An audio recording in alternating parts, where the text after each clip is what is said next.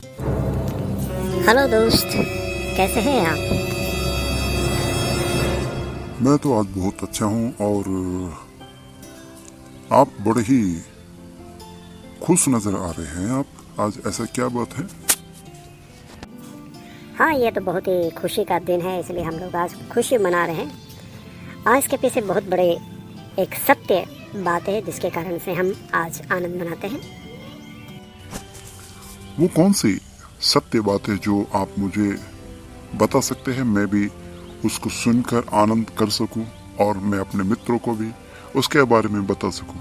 क्या आप मुझे बताने की कृपा करेंगे? हाँ, क्यों नहीं, ये तो बहुत ही गर्व की बात है उसके बारे में बताने के लिए। मैं आज उस परमेश्वर के बारे में आपको बताना चाहती हूँ, जिस परमेश्वर के द्वारा हमने उद्धार पाया। उसने कालवरी क्रूस पे हमारे लिए अपमान सहा, दर्द सहा और सारे बीमारियों को लेकर और सारे अपराधों को लेकर उसने हमारे लिए जान दी और गाड़े गए तीसरे दिन उसे उठा लिया गया और आज भी वो जीवित हैं। तो उसी के बारे में, उसकी किस प्रकार से संसार में आया, उसके बारे में मैं बताती हूँ। ध्यानपूर्वक सुनना।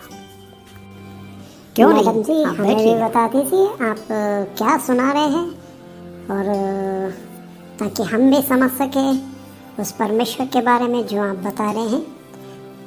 तो कृपया मैं यहाँ पर 2000 साल पहले की बात है। एक दिन गैब्रियल नाम का फरिश्ता एक जवान जूइश औरत के सामने आया जिसका नाम था मेरी।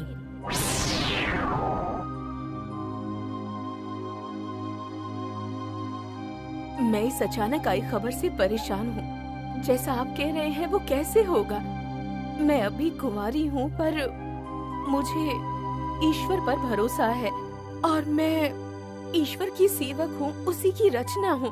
तो जैसा आपने कहा वैसा ही होगा।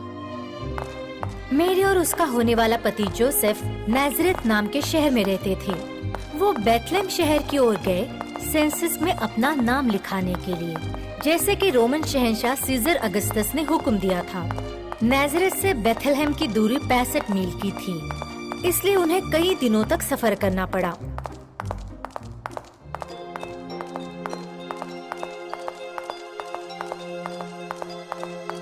जोसेफ और मैरी बेथलेहम पहुंच गए। मैरी, लौटने तक तुम यहीं ठहरो। चाहो तो थोड़ा आराम कर लो।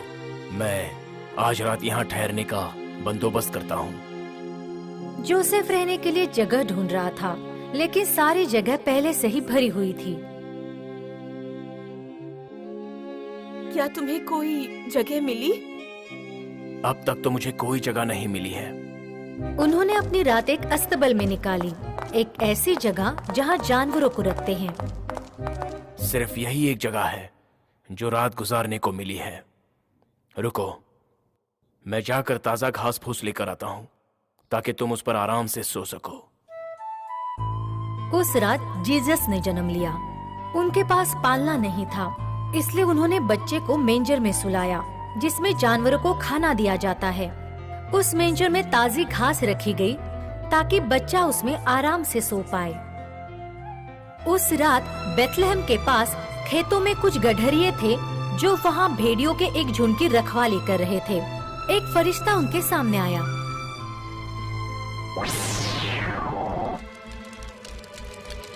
मेरे पास आप लोगों के लिए खुशखबरी है कि एक ईश्वर के अवतार ने जन्म लिया है। क्या? एक अवतार? क्या हम उसे देख सकते हैं? बताओ हमें कि वो कहाँ है। तुम उसे मेंजर पर लेटा हुआ पाओगे। तो फिर चलो उस अवतार से मिलकर आते हैं। गडरिये जल्दी से बेथलेहम पहुँचे और उन्होंने जीसस को मेंजर में पाया, जैसा कि फरिश्ते ने उसे कहा था। क्या मैं जान सकती हूँ आप लोग कौन हैं? ओह पवित्र माँ, हम यहाँ ईश्वर के अवतार को देखने आए हैं। मेरे बच्चे के बारे में आपको कैसे खबर मिली? जब हम अपने खेतों में काम कर रहे थे, एक फरिश्ता हमारे सामने प्रकट हुआ और उन्होंने हमें इस अवतार के जन्म के बारे में बताया। हाँ, मेरी खुशकिस्मती है कि मैं इस अवतार की माँ हूँ। जीसस से मिलने के बाद उन्होंने ये खबर हर तरफ फैला दी और जिन्होंने भी ये खबर सुनी वो चौंक गए। कुछ वक्त बीतने के बाद पूर्वी देश के 3 सज्जन आदमियों को आसमान में एक तारा दिखा। ए, तुमने देखा वो तारा जो सबसे ज्यादा जगमगा रहा है? ये तो दिखने में बहुत ही अलग लग रहा है। मुझे ऐसा लगता है कि वो हमें शायद कोई संदेश देना चाह रहा है। देखो वो आगे बढ़ रहा है, चलो उसका पीछा करें। फिर 3 सज्जनों ने उस तारे का पीछा किया। वो एक स्थान पर जाकर पहुँचे जिसका नाम था जूडिया और जूडिया के राजा का नाम था हेरोड। हेरोड ने उन 3 सज्जनों को मुलाकात करने के लिए बुलाया। मैंने सुना है कि एक नए राजा का जन्म हुआ है। मैं उन्हें देखना चाहता हूँ। अगली बार जब आप यहाँ से गुजरें तो कृपया करके मुझे बताएं कि वो कहाँ है। ठीक है? जैसी आपकी आज्ञा हुजूर। हम लौटते वक्त आपको इत्तला करेंगे। उन तीनों ने तारे का पीछा जारी रखा। वो तारा सीधा अस्तबल के ऊपर पहुंच गया और गायब हो गया। वो 3 सज्जन अस्तबल के अंदर चले गए। ये हमारे नए राजा हैं। उन्होंने बच्चे के आगे सर झुकाया। उन्होंने उसे सोने के उपहार दिए, ऐसे ऐसे तोहफे दिए जो उन्होंने कभी नहीं देखे थे। उस रात जब सभी सो रहे थे, एक सज्जन को सपना आया। लौटते समय राजा हेरोड के पास मत जाना, उससे मुलाकात मत करना। अगले दिन 3 सज्जनों ने घर जाने के लिए दूसरा रास्ता चुना। राजा हेरोड ने उन 3 सज्जनों से झूठ बोला था कि वो जीसस को पूजना चाहते हैं। वो नया राजा, मुझे उससे डर है कि कहीं वो मेरी जगह लेकर जूडिया का राजा न बन जाए। मैं उसे ढूंढ निकालूंगा और उसे खत्म कर दूंगा। उसे ये बात पता नहीं थी कि जीसस बड़ा होकर देवताओं का राजा बनेगा, धर्म का राजा, ना कि सिर्फ जूडिया का राजा। राजा हेरोड उन तीनों सज्जनों का इंतजार कर रहे थे। इतनी हिम्मत! ना ही वो लौटे और ना ही ये बताए कि जीसस कहाँ है। याद रखूंगा कि उन्हें ना बख्शूं। कोई बात नहीं, मैं अपने सिपाहियों को बैतलहम भेजूंगा और उन्हें आज्ञा दूंगा कि वे 2 साल से कम के सारे बच्चों को मार दें। मुझे यकीन है कि उन सभी बच्चों में जीसस भी होना चाहिए। बैतलहम में जोसेफ को एक सपना आया। जोसेफ, इजिप्ट की ओर जाओ। राजा हेरोड जीसस को मारने के लिए उसे ढूंढ रहे हैं, इसलिए इजिप्ट चले जाओ जहां वो मुनासिब रहेगा। अगले दिन सुबह, मैरी, तैयार हो जाओ, हमें ये जगह जल्द से जल्द छोड़नी होगी। ऐसा क्यों हुआ? क्या हम लोग अपने घर वापस नहीं जा सकते? नहीं, फिलहाल इस बारे में कुछ बात नहीं करेंगे। मैं सफर के दौरान तुम्हें सब बता दूंगा। जोसेफ मेरी और जीसस के साथ इजिप्ट के लिए निकल गया, जहां वो हेरोड से सुरक्षित रह सके। जोसेफ, मेरी और जीसस इजिप्ट में तब तक रहे जब तक हेरोड गुजर नहीं गया और फिर नाज़रेथ आ गए। और हम यीशु मसीह के बारे में देखते हैं कि उसने अंधों को आंखें दी, लंगड़ों को चलाया, मुर्दों को उठाकर जीवित कर दिया।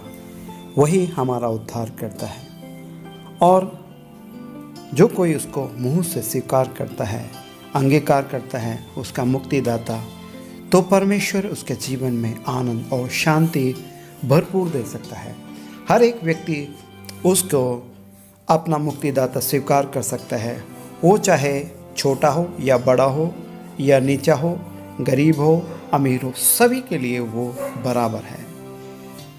तो ये एक अच्छा अवसर है कि यदि आपके जीवन में मुक्तिदाता आपने स्वीकार नहीं किया तो मेरे साथ आप दोहरा सकते हैं और अपने जीवन में उसको यीशु मसीह को उद्धारकर्ता करके मान सकते हैं। तो मेरे पीछे पीछे दोहराइए, यीशु मसीह जो इस जगत में आया, मेरे पापों के लिए, मेरे अपराधों के लिए, मेरी बीमारियों के लिए और मेरे तमाम श्रापों के लिए उसने कोड़े खाए और अपने शरीर पर मेरे लिए दर्द सहा और उस काल्वरी क्रूस पे मेरे खातिर वो चढ़ाए गए और मृत्यु हुए और उन्होंने गाड़े गए और तीसरे दिन फिर से जी उठे और मेरे लिए उसने ये स्थान दिया और मैं परमेश्वर का धन्यवाद करता हूँ, और वो मेरे लिए सर्वदा सर्वदा मुक्तिदाता मैं स्वीकार करता हूँ, वही मेरे जीवन का उद्धार करता रहेगा।